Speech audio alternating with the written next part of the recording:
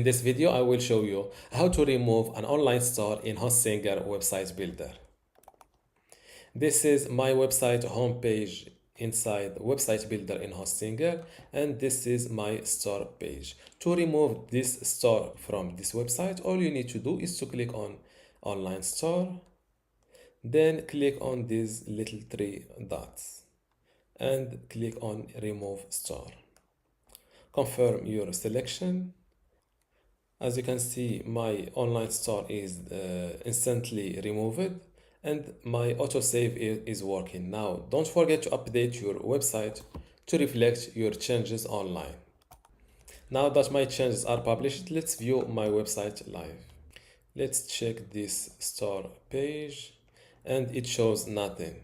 Now to remove this store from the navigation menu, go to your website builder, go to pages and navigation, click on this little circle next to store and hit delete. Confirm your selection. As you can see, it was instantly deleted from the navigation menu, and always don't forget to update your website.